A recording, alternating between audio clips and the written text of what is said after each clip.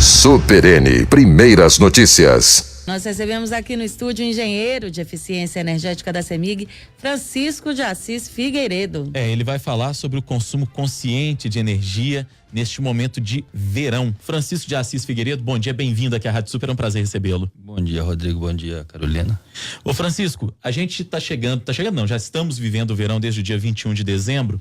Aí eu penso o seguinte, se por um lado a gente tende a tomar banhos mais frios, mais morninhos, às vezes, no meu caso, banhos gelados, porque não suporta essa época de calor, ouvinte que é fiel aqui sabe disso. Sabe bem. Sabe bem, né, Carol? Por outro lado, a gente tem ar-condicionado, climatizador, ventilador, tudo isso ligado, se bobear o dia inteiro na casa da gente.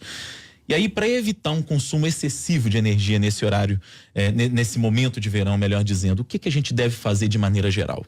Bom, no caso dos equipamentos domésticos e qualquer outro equipamento, se pauta pela duas unidades. Quilowatt, o consumo é quilowatt e quilowatt-hora, ou seja, é tempo e potência.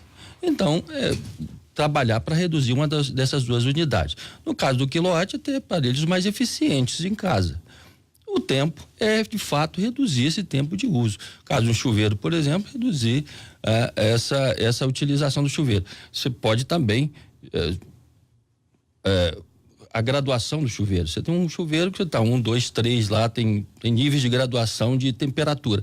Quanto maior esse nível de graduação, quanto maior a temperatura, maior o consumo. É uma maior resistência ali para produzir essa energia. Então, você reduzindo para uma graduação menor, você vai ter uma redução nisso e vai ser utilizar eficientemente esse equipamento. Entre esses três aparelhos que citei aqui na abertura, o climatizador, que é aquele, não chega a ser um ar-condicionado, né?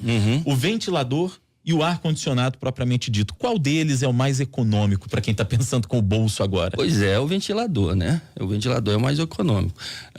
Até mesmo porque o ventilador, o climatizador, ele tem umidade, né? Sim. Você tem a água, ele precisa de evaporar aquela água. É uma máquina com funcionamento um pouco mais complexo. Né? Pois é. E no caso do ventilador, é o mais simples que nós temos. Né? Então, no caso aí, para quem quer economizar, melhor utilizar o ventilador. Tá certo. E a energia solar, como é que funciona para quem tem esse recurso? Eu tenho essa possibilidade de ter o recurso solar. Quais que são os benefícios? No caso específico da energia solar, do aquecimento solar, nesse momento não é tão...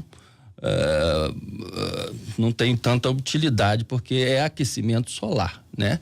Então, provavelmente se é calor, você tem que ter uma água mais friozinho para refrescar o corpo, né? Por exemplo, no caso do aquecimento. Exatamente. Mas vai ajudar a economizar quem tem esse recurso. Sim, sem dúvida, né?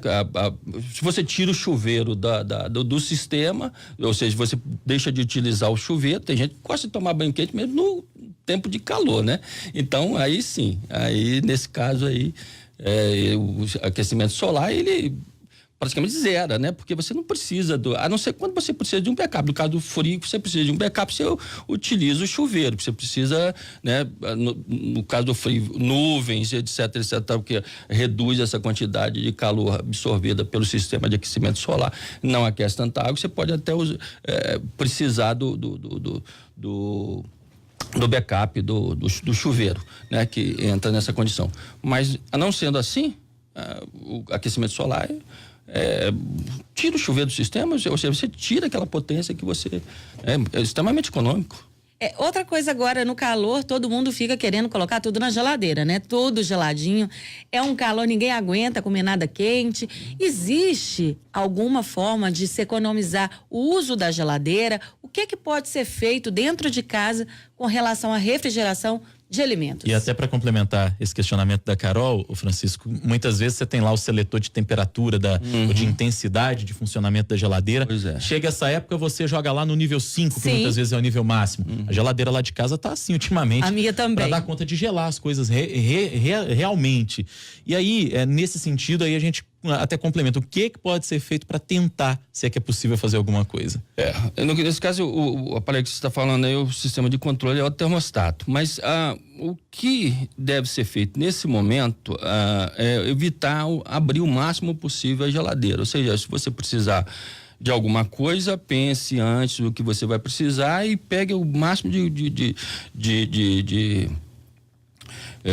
produtos que você tem lá na geladeira e que você vai precisar naquele momento, para não ficar abrindo e fechando a geladeira todo instante, né? Isso faz aquela troca de calor, entra calor realmente, fica quente o ambiente interno da geladeira e ela funciona por muito mais tempo e aí gasta muito mais energia. Mas uma coisa muito importante que o consumidor o cliente deve observar é a manutenção do equipamento, da geladeira. A geladeira com a borracha de porta, a gente chama de gacheta, aquela borracha de porta, se ela não estiver bem adequada, bem vedada, bem em boas condições de uso, aquilo ali também é uma fonte de calor que vai entrar, vai passar e vai entrar e vai ficar o ambiente interno quente, frequentemente quente, o compressor vai trabalhar muito mais tempo e, consequentemente, vai gastar muito mais energia elétrica. Uma geladeira com pouco gás de refrigeração, ela gasta da mesma maneira ou ela gasta menos? Não, olha só,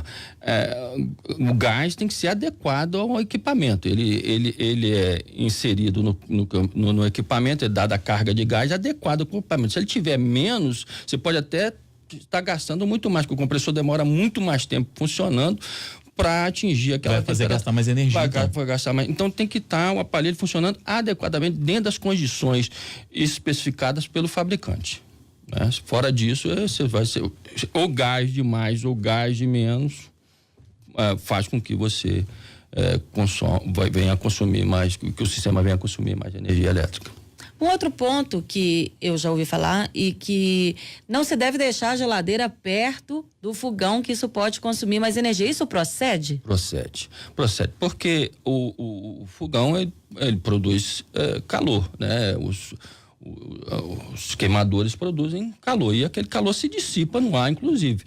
E a geladeira, ela deve ser colocada num espaço com uma certa distância do fogão e um detalhe muito importante, numa área que passe ventilação por trás dela, no condensador. Porque o condensador é um sistema termodinâmico. E dentro esfria, fora esquenta. Então, quanto mais quente tiver o condensador, mais energia o sistema gasta. Então, aquela ventilação natural que passa por trás da geladeira é importantíssima para que o sistema não fique funcionando continuamente. Então, deixar o espaço atrás da geladeira é muito importante e principalmente, né, que algumas pessoas fazem e não devem fazer, colocar roupa atrás ali do condensador. Não pode, tá? Não deve. Porque o sistema vai funcionar. O famoso secar roupa atrás da geladeira. Exatamente. Aquilo ali pode ser um problema sem tamanho, né? O consumo aumenta muito. Francisco, nessa época de calor, a gente tende também a trocar mais de roupa e a lavar mais roupa também, utilizando para isso, obviamente, as máquinas de lavar, Perfeito. As secadoras. Que tipo de conselho você pode dar para quem está nos ouvindo agora e quem tem família grande, principalmente, quem tem criança em casa, principalmente, criança troca de roupa às vezes, várias vezes ao longo do dia, o que pode ser feito para economizar? Pois é, o que a gente aconselha é o seguinte, é juntar essa roupa, a maior quantidade de roupa possível, né?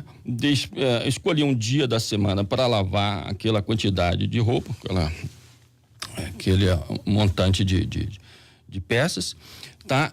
Para fazer isso tudo numa lavagem só, ou seja, aí tem o ciclo, tem o ciclo baixo, médio, alto de água, né? Então você pegando aquela quantidade maior de roupa, você vai poder lavar com um ciclo mais longo, né? Com um ciclo maior de maior quantidade de água. E isso vai fazer com que você economize energia, porque você não vai estar lavando várias vezes, você não vai estar utilizando o motor, o sistema várias vezes. Você vai utilizar uma única vez para fazer aquela quantidade maior de roupa. Vai gastar um pouco mais de água ali, mas se você for analisar 40 litros, que é o ciclo menor, várias vezes, de repente você está gastando o dobro da quantidade de água. É outro ponto também de economia. A gente até aprende a economizar água nessa brincadeira aí, né? Uma coisa puxa a outra, né? Exatamente. Conversamos com o Francisco de Assis Figueiredo, ele é engenheiro de eficiência energética da CEMIG,